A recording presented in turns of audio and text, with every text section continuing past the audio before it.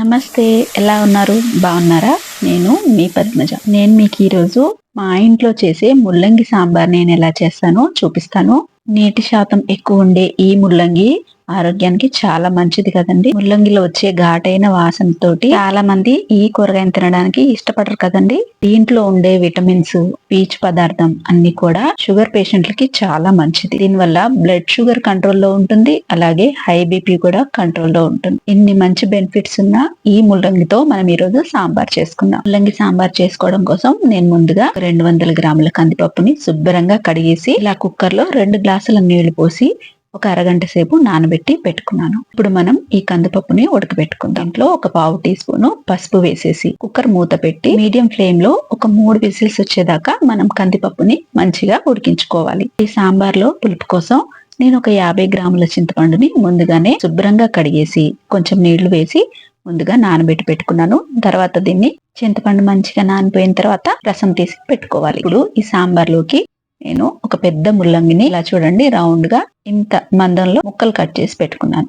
వీటితో పాటు medium size ఉన్న 2 టమాటాలని ఇలా ముక్కలు చేసుకున్నాను. అలాగే ఒక ములక్కాయని ఇలా కట్ చేసి పెట్టుకోవాలి. దీంతో పాటు ఒక 4-5 చిక్కుడుగాయలు కూడా వేస్తున్నాను నేను. మీరు మీ ఇష్టమైన కూరగాయలను ఇందులో వేసుకోవచ్చు.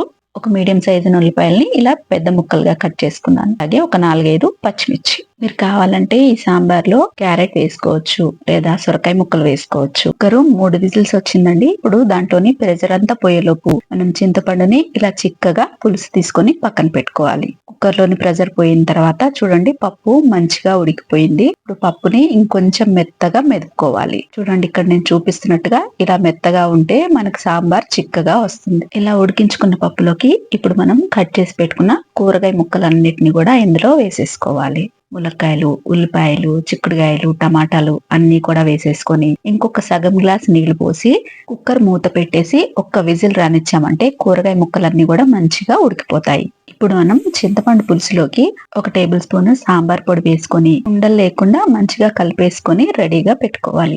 మనం సాంబార్ పొడి డైరెక్ట్ గా సాంబార్ లో వేస్తే ఉండలు కడుతుందండి.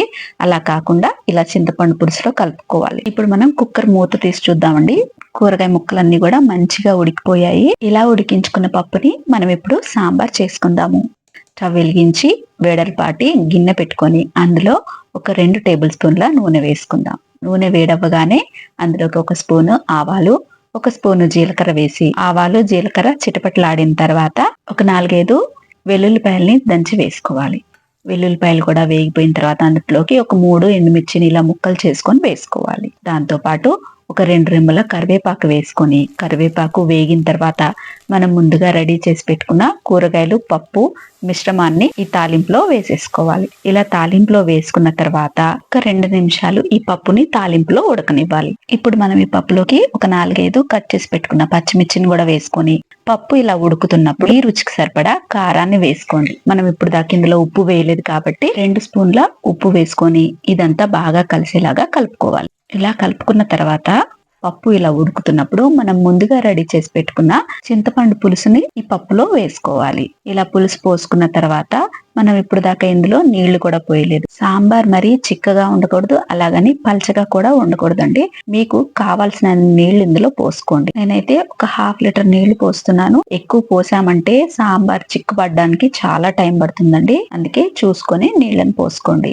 పైనుంచి కొంచెం కొత్తిమీరను వేసుకొని మీరు ఇప్పుడు ఈ టైంలో ఒకసారి ఉప్పు, పులుపు, కారం చెక్ చేసుకోండి. నాకైతే పులుపు, కారం సరిపోయాయి, ఉప్పు తగ్గిందండి. అందుకే నేను ఇంకో స్పూన్ ఉప్పు వేసి ఈ సాంబార్ని మరిగించుకుంటున్నాను. సాంబార్ని 10 నిమిషాల సేపు హై ఫ్లేమ్ లో మంచిగా మరగనివ్వండి. ఎంతలా అంటే ఇప్పుడు మనకి నురుగంతా కనిపిస్తుంది కదండి, ఈ నురుగంతా తగ్గిపోయేదాకా మనం సాంబార్ని మరిగించుకోవాలి. ఒక 10 నిమిషాలకి సాంబార్ కొంచెం చిక్కబడుతుంది. సాంబార్ని మరీ ఎక్కువగా మరిగించామనుకోండి మీకు చల్లారిన తర్వాత సాంబార్ ఇంకా చిక్కగా అయిపోతుంది. సాంబారు కొంచెం చిక్కబడగానే మనం స్టవ్ ఆఫ్ చేసేసుకోవాలి. చూడండి నాకు ఇక్కడ ఒక 10 నిమిషాలకి సాంబారు మంచిగా చిక్కబడిపోయింది.